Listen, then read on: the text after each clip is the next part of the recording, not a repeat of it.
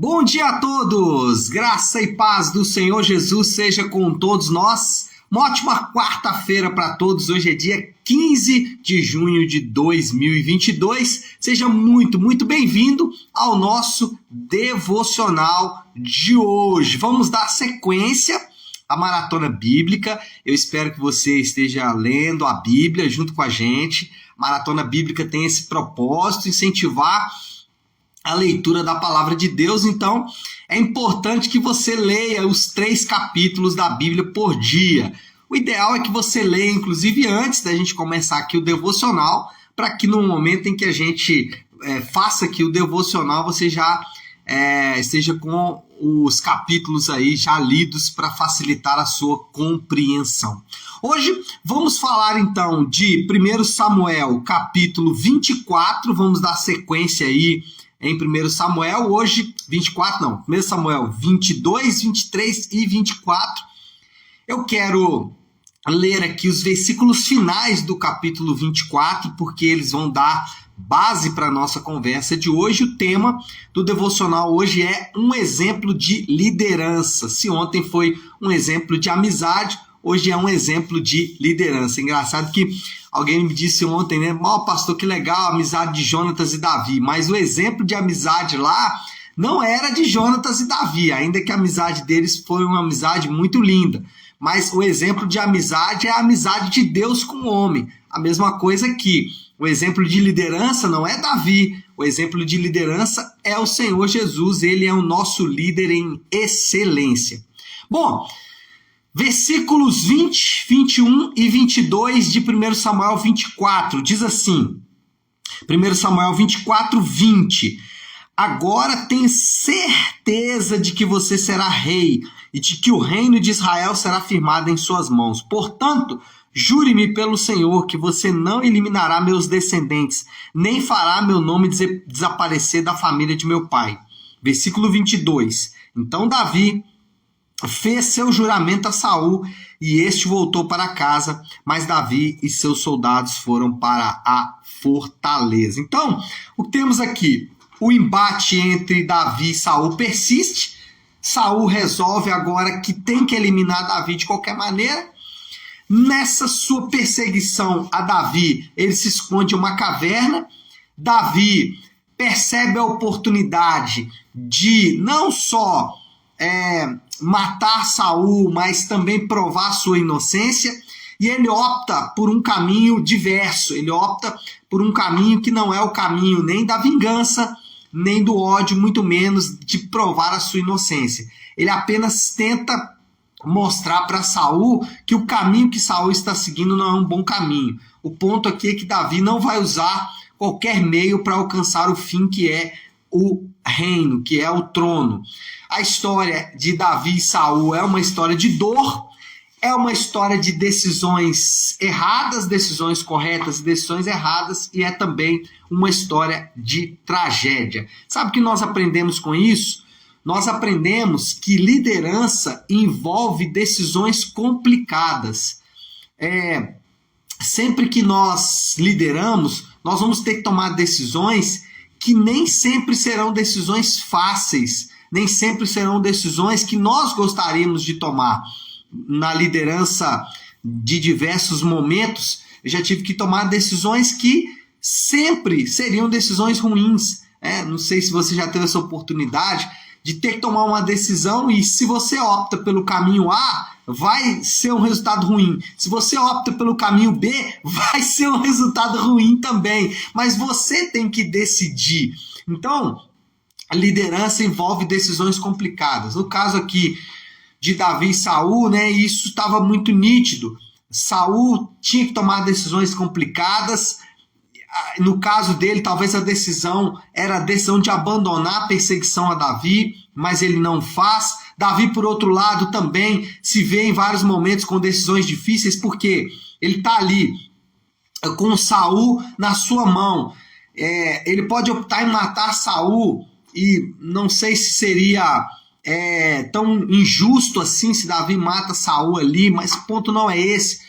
O ponto é que ele tinha que decidir se mataria Saul ou não. Se ele não mata, qual a repercussão que isso daria? Será que Saul continuaria perseguindo ele, como foi o caso? E qual era o impacto disso nos seus liderados? Como os seus liderados veriam isso?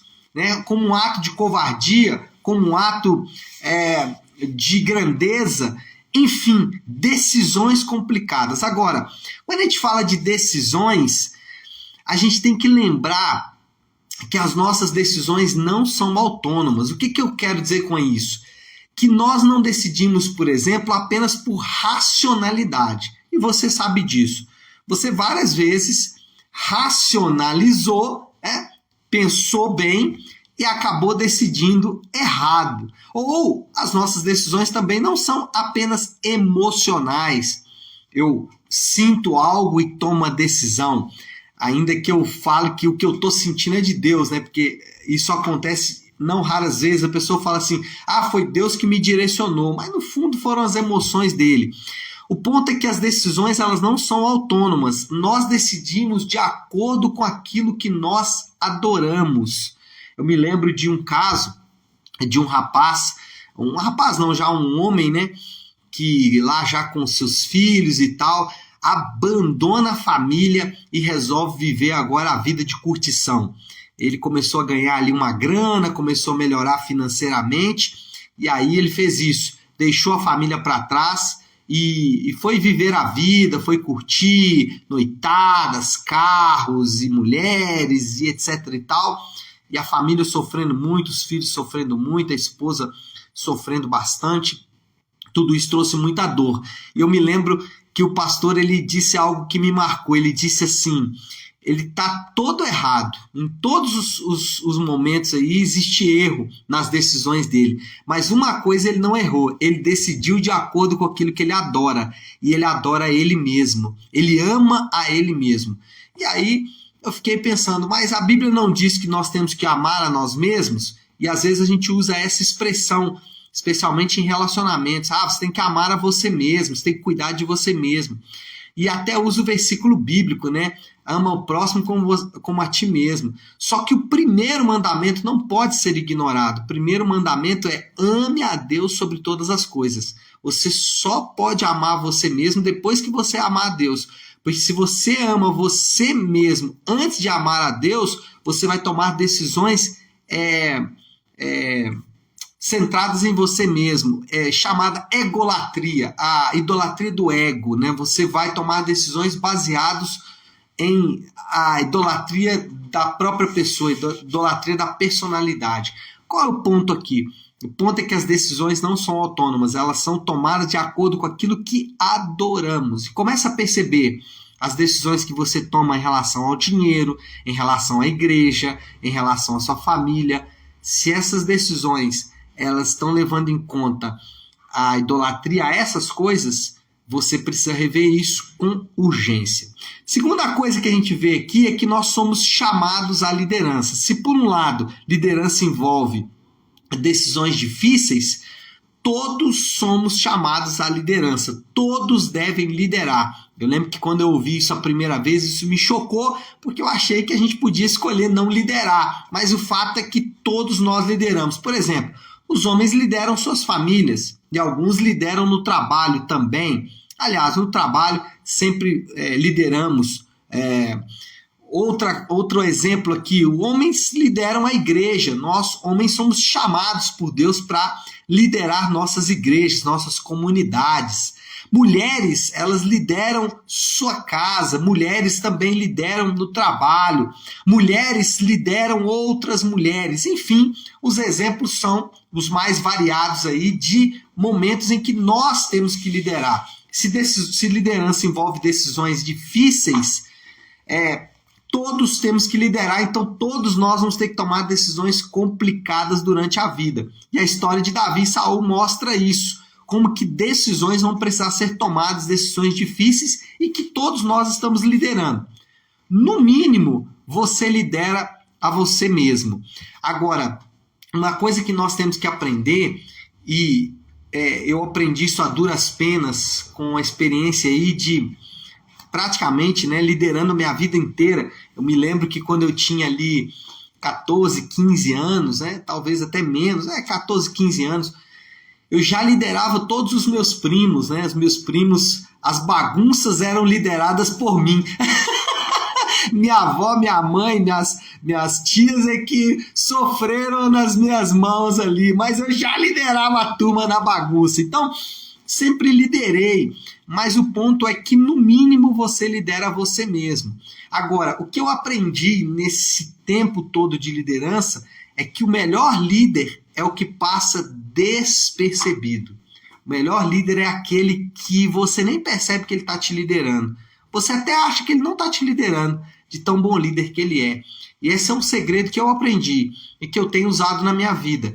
Se eu puder passar despercebido, é melhor. Porque, como eu disse, liderança envolve decisões difíceis. E quando você passa despercebido, mostra que as suas decisões, de alguma forma foram acertadas. Então, liderança, o melhor líder é aquele que passa despercebido, ainda que exerça grande influência na vida das pessoas, ainda que ele possa marcar a vida das pessoas. As pessoas às vezes nem vão saber porque a vida deles foram marcadas por aquele líder, de tão despercebido que ele passou. E Jesus é o nosso líder em excelência.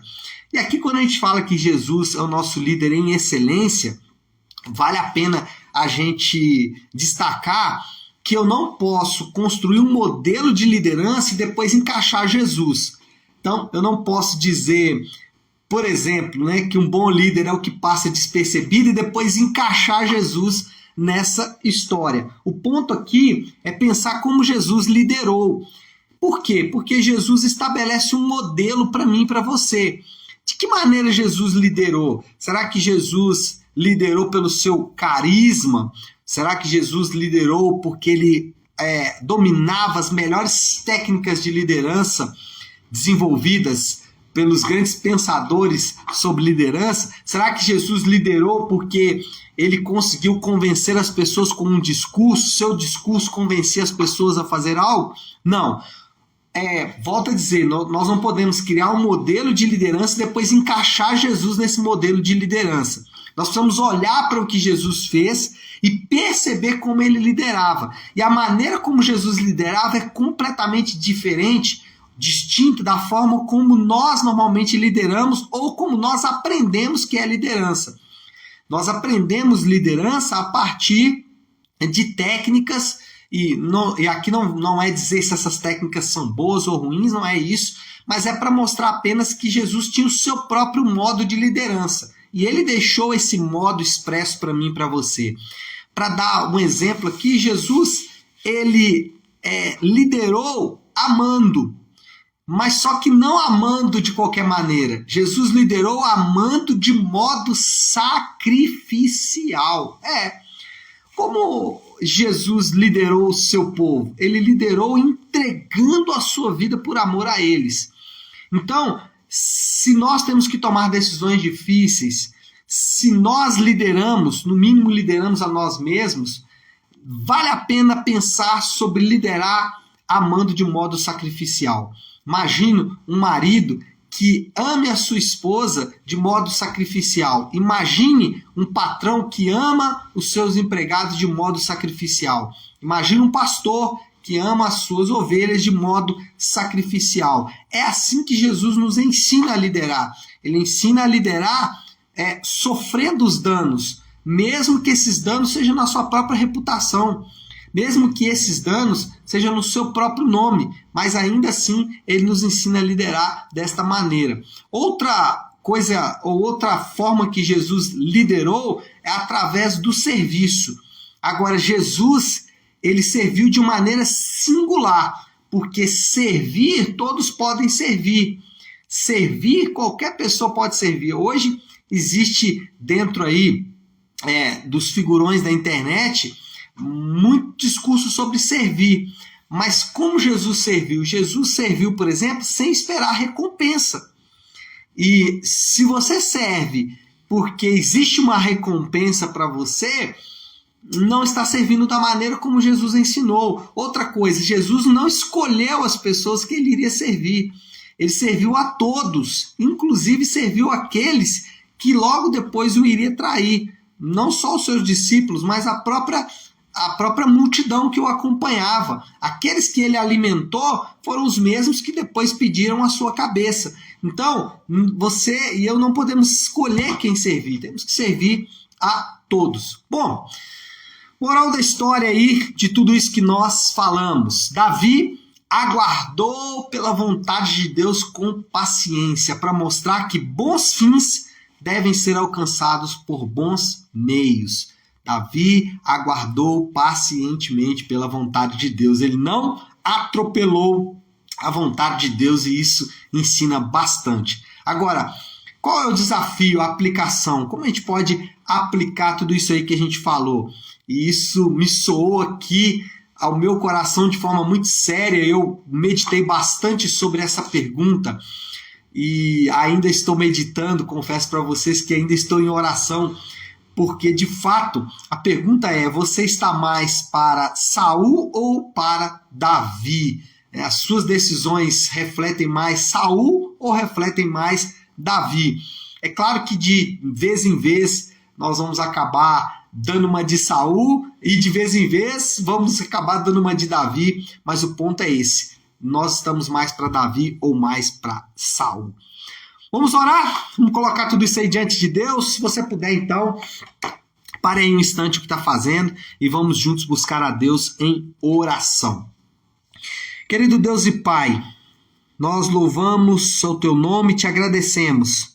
Senhor, nossa liderança às vezes é tão fraca, tão frágil, porque nós baseamos a nossa liderança em indicadores, em elementos que são apenas humanos, esquecendo que o Senhor nos deu uma boa base para a nossa liderança. Ajuda-nos a olhar para o exemplo do Teu Filho, ajuda-nos a olhar para as decisões difíceis que Jesus teve que tomar e como essas decisões tomadas com graça, tomadas com amor e misericórdia podem produzir bons frutos. Esse deve ser o nosso ensinamento e é isso que nós te pedimos, Pai, que o Senhor nos ajude nessa tarefa.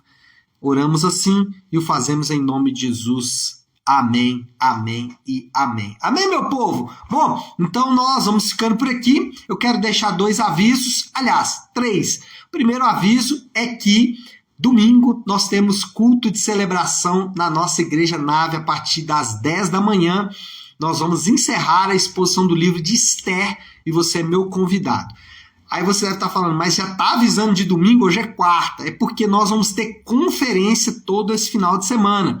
E você é meu convidado, Rua Maria Carolina Campos, 28, no bairro Nova Suíça. Começa amanhã, quinta-feira, a partir das 19 horas. Então, é você meu convidado. Por isso, e aí é o terceiro aviso, nós não vamos estar aqui nem amanhã, que é feriado, e nem na sexta-feira por causa da conferência. Então, voltamos aqui no Devocional na segunda-feira, tá bom? Deus abençoe. Ótima sexta-feira para... Ótima sexta. Aí eu com uma sexta na cabeça. Ótima quarta-feira para todos. Bom final de semana. Que Deus abençoe. Até segunda-feira. Fiquem com Deus.